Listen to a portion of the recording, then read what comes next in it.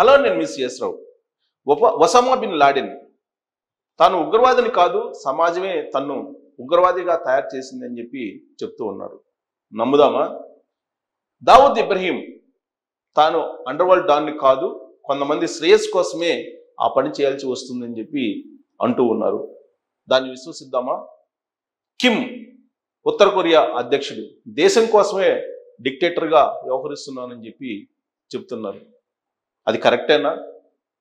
Colombia don Pablo Escobar నేను అమ్ముతున్నది drugs కాదు, sugar అని చెప్పి ఆయన అనేక సందర్భాలు విచారణ సందర్భంగా చెప్పాడట.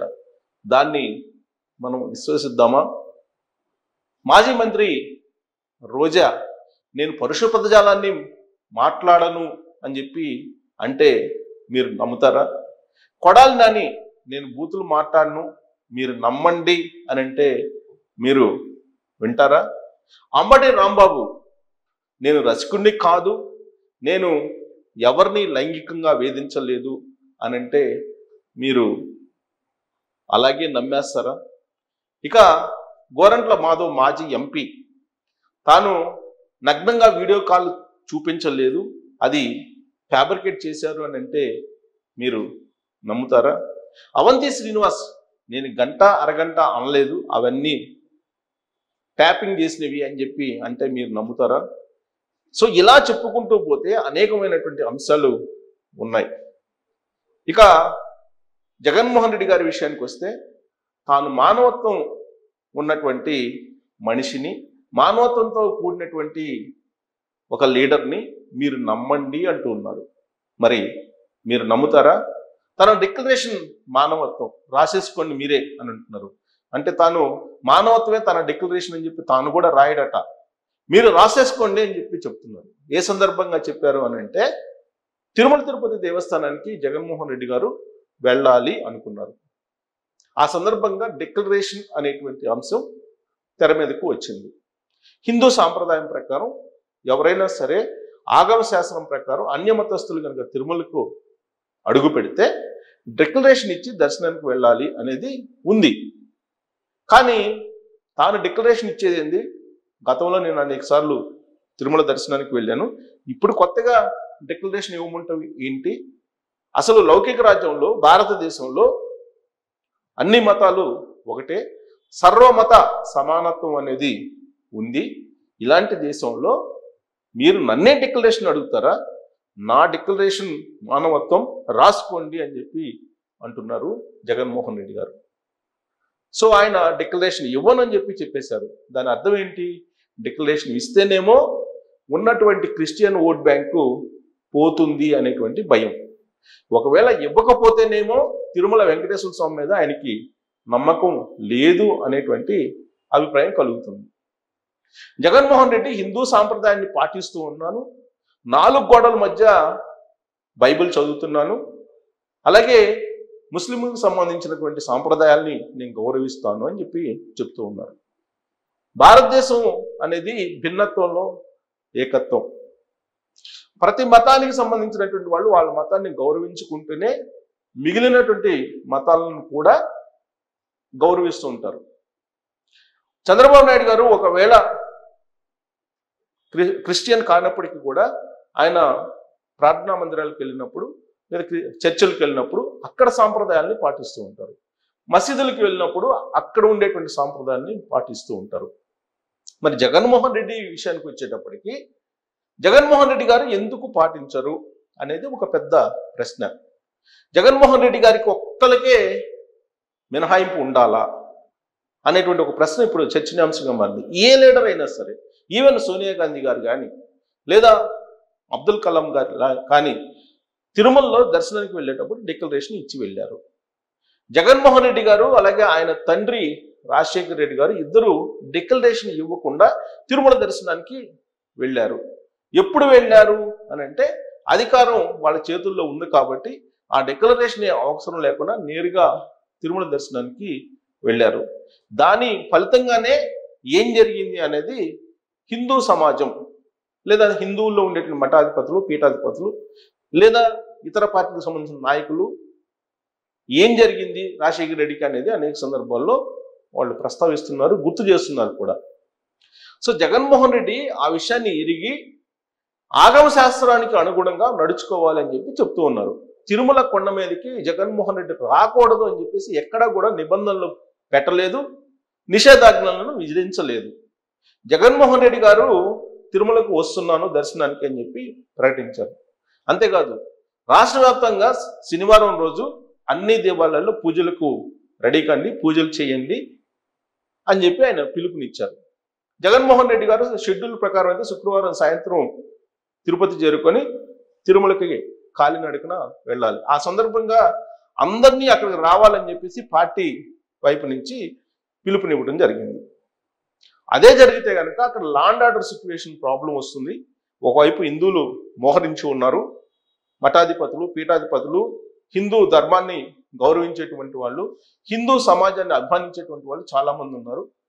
ఈవెన్ జగన్మోహన్ రెడ్డి గారు అక్కడికి వస్తున్నారని చెప్పి బహిరంగంగా తెలిసిన తర్వాత అనేక మంది హిందువులు వస్తున్నారు. ఆ సందర్భంగా ఒకవేళ జరగరానిది ఏదైనా జరిగితే మాజీ సీఎంగా కొంత ఇబ్బంది పడాల్సి వస్తుంది అనేటువంటి ఉద్దేశంతో వైఎస్ఆర్ కాంగ్రెస్ పార్టీకి సంబంధించినటువంటి క్యాడర్ ఎవరైతే తిరుమలకు జగన్మోహన్ రెడ్డి గారికి సంఘీభావం ప్రకటించడానికి తరలి వస్తున్నారో వాళ్ళకు మాత్రం పోలీసులు నోటీసులు ఇవ్వడం జరిగింది. కొంతమందికి మీరు రావద్దు అని చెప్పి వాళ్ళు పోలీసులు సూచించడం జరిగింది. 30 యాక్ట్ అమల్లో ఉంది అని చెప్పి. కానీ జగన్మోహన్ రెడ్డి గారిని తిరుమల రావద్దు అని చెప్పి నోటీసులు ఇవ్వలేదు. ఇది మీరు గమనించాలి.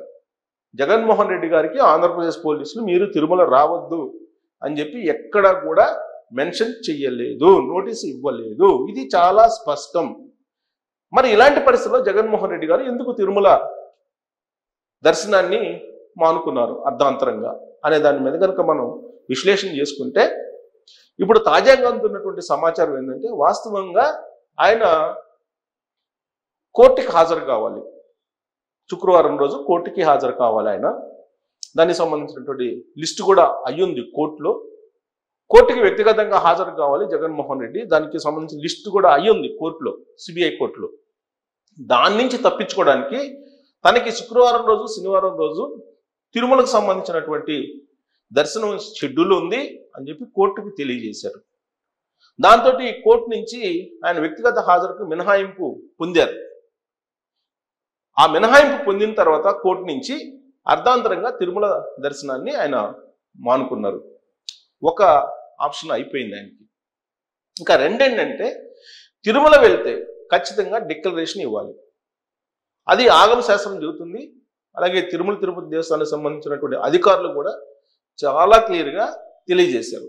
సో తిరుపతి దేవస్థానానికి సంబంధించినటువంటి అధికారులు చాలా క్లియర్గా జగన్మోహన్ రెడ్డి గారికి తెలియజేశారు. మీరు తిరుమల దర్శనానికి వెళ్ళాలంటే డిక్లరేషన్ ఇవ్వాల్సిందే అని చెప్పి ఆగమ శాస్త్రాన్ని గుర్తు చేశారు. ఒకవేళ దర్శనానికి వెళ్తే డిక్లరేషన్ ఇవ్వాలి. అది కనుక ఇస్తే భారతీ రెడ్డి ఒప్పుకుంటారా? మళ్ళా తిరిగి ఇంటికి వచ్చిన తర్వాత జగన్మోహన్ రెడ్డికి సంబంధించి ఏం జరుగుతుంది ఇంట్లో అనే దాని మీద కూడా చర్చ జరుగుతుంది. అందుకే ఆయన ఇన్ని సమస్యల నుంచి బయటపడటానికి అర్ధాంతరంగా దర్శనాన్ని వాయిదా వేసుకున్నారు. మరొక అంశం ఏంటంటే ఇప్పటికే చాలా ఓవర్ యాక్షన్ చేశారు. ఇక ఓవర్ యాక్షన్ ఆపండి అని చెప్పి ఢిల్లీ నుంచి కొంతమంది పెద్దలు వార్నింగ్ ఇచ్చారు జగన్మోహన్ రెడ్డికి అనేది కూడా ఒకటి వినిపిస్తుంది. ఈ మధ్యకాలంలో ఆయన చేసినటువంటి పని ఏంటంటే 8 పేజీల లెటర్ని పిఎంఓ ఆఫీస్కి పంపించారు. అలాగే సీజేకి కూడా పంపించారు. దాంట్లో మెన్షన్ చేసినటువంటి అంశం ఏంటంటే ఒకవేళ నెయ్యిలో కల్తీ జరిగి ఉంటే దాంట్లో బీజేపీ నేతలు కూడా భాగస్వాములేను, వాళ్ళు కూడా బాధ్యులేను అనేటువంటి యాంగిల్లో దేశవ్యాప్తంగా ఆ చర్చ జరిగేటట్టు ఆయన ప్రయత్నం చేశారు.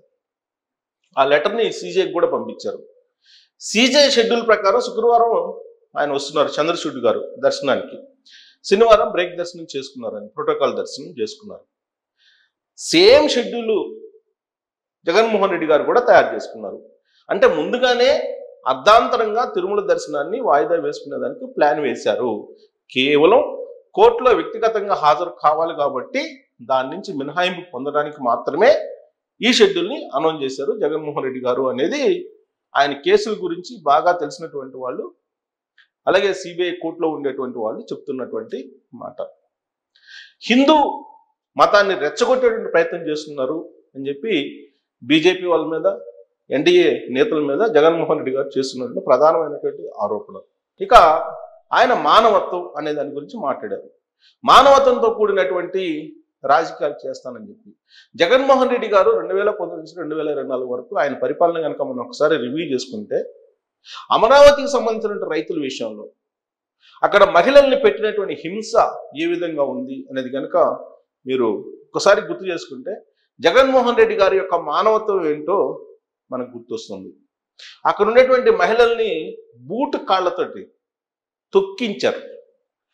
అర్ధరాత్రి వేళ ఇళ్లల్లోకి పోలీసుల్ని పంపించారు.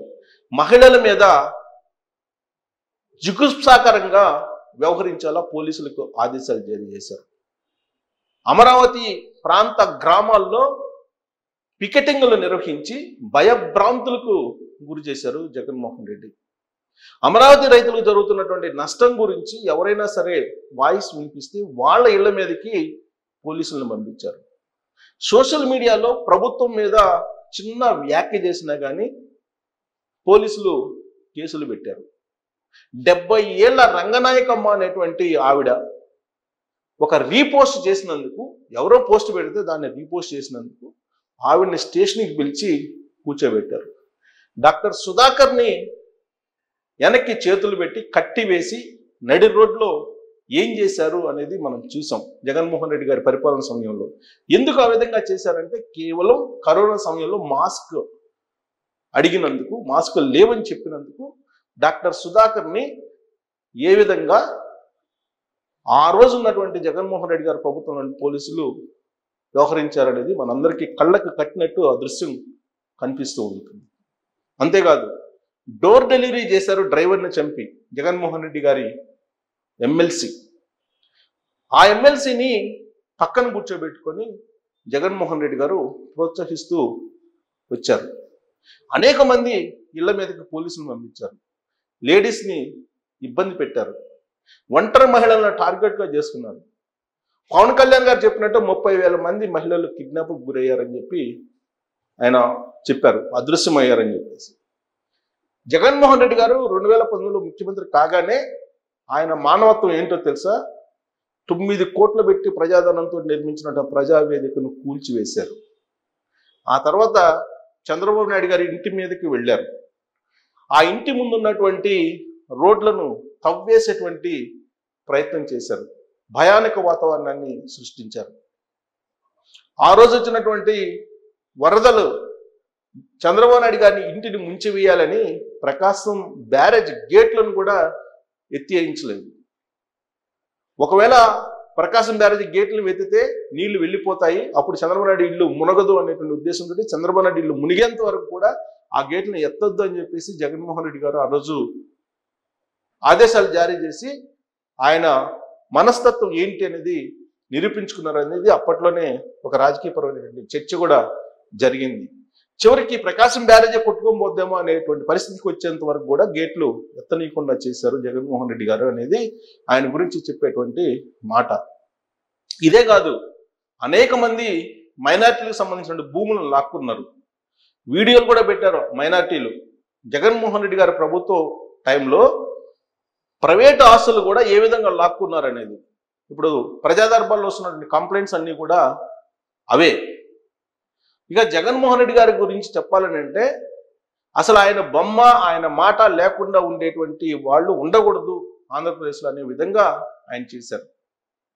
ఆయన ల్యాండ్ టైటిలింగ్ యాక్ట్ తీసుకొచ్చి ప్రతి ఒక్కళ్ళి ఆంధ్రప్రదేశ్ పౌరుల కుటుంబాల్లో మానసిక వేదనని నింపారు. మానవత్వం గురించి ఇప్పుడు జగన్మోహన్ రెడ్డి గారు చెప్తున్నారు. మానవత్వమే తన డిక్లరేషన్ మీరు రాసుకోండి అని చెప్పి. ఎక్కడ రాసుకోమంటారు జగన్మోహన్ రెడ్డి గారు? మానవత్వం అనే దానికి అసలు అర్థం ఉందా? జగన్మోహన్ రెడ్డి గారు 2019 నుంచి 2024 వరకు మానవత్వంతో వ్యవహరించారు, మానవత్వంతో ఉన్నారని అంటే ఆంధ్రప్రదేశ్లో ఉండేటువంటి సిచ్యువేషన్ 2024 ఎన్నికలకు ముందు ఏ విధంగా ఉందనే దానికి నిదర్శనం. ఒక ప్యానిక్ సిచ్యువేషన్ క్రియేట్ చేశారు జగన్మోహన్ రెడ్డి గారు.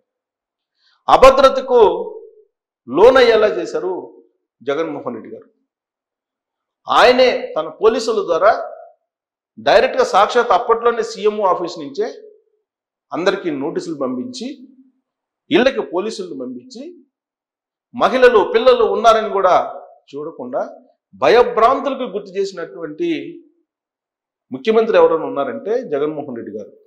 2019 నుంచి 2024 వరకు ఆంధ్రప్రదేశ్ ప్రజలు ఇచ్చినటువంటి అధికారాన్ని ఉపయోగించుకొని ఏ విధంగా డిక్టేటర్షిప్ చేశారు, డిక్టేటర్షిప్ చేయాలనుకున్నారు అనేది ఆంధ్రప్రదేశ్లో ఉన్నటువంటి పౌరులను అడిగితే చెప్తారు మెజారిటీ.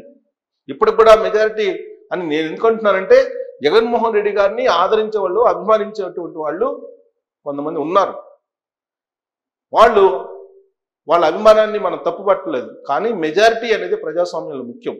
2024 ఎన్నికల్లో మెజారిటీ ప్రజలు చీత్కరించుకున్నారు జగన్మోహన్ రెడ్డిని అని అంటే మానవత్వం లేని ప్రభుత్వాన్ని నడిపారు జగన్మోహన్ రెడ్డి గారు అనేది ఒక మ్యాండేటరీ ఇవ్వడం జరిగింది 2024 ఎన్నికల్లో. ఆయన చేసినటువంటి దాష్టీకాలు 1 కాదు 2 కాదు.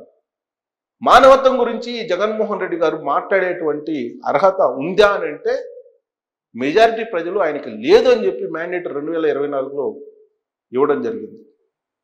బరి తెగించినటువంటి పరిపాలన చేశారు.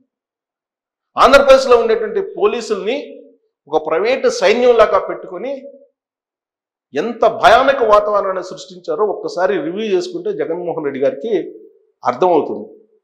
లాస్ట్కి జర్నలిస్టుల్ని ఎవరైతే సమాజం కోసం పోరాడుతున్నారో, సమాజంలో ఉండేటువంటి రుగ్మతలను ఎత్తి చూపుతున్నారో, ప్రజా వ్యతిరేక విధానాలని ప్రశ్నిస్తున్నారో వాళ్ళకి నోటీసులు ఇచ్చి వాళ్ళ ఇళ్ళ మీదకి పంపించి ఏ విధంగా డిక్టేటర్షిప్ కొనసాగించారు జగన్మోహన్ రెడ్డి గారు అనేది 2024 ఎన్నికలకు ముందు ఒక్కసారి రివ్యూ చేసుకుంటే కనుక అర్థమవుతుంది.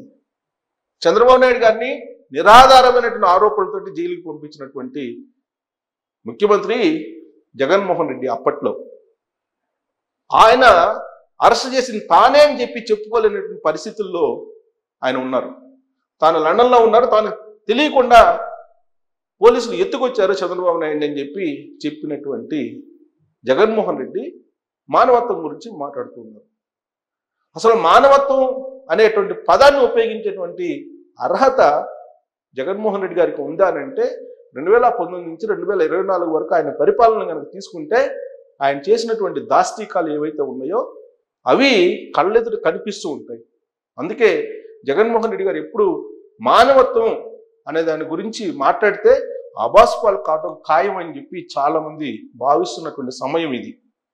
తిరుమల వెంకన్న స్వామి విషయంలో జగన్మోహన్ రెడ్డి వ్యవహరించినటువంటి తీరు చూస్తే కనుక అనేకమైనటువంటి ఆరోపణలు ఉన్నాయి.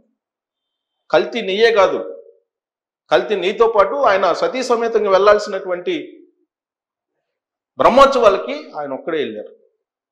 తీర్థం ఇస్తే తీర్థం తీసుకోకుండా కింద పడేశాడు.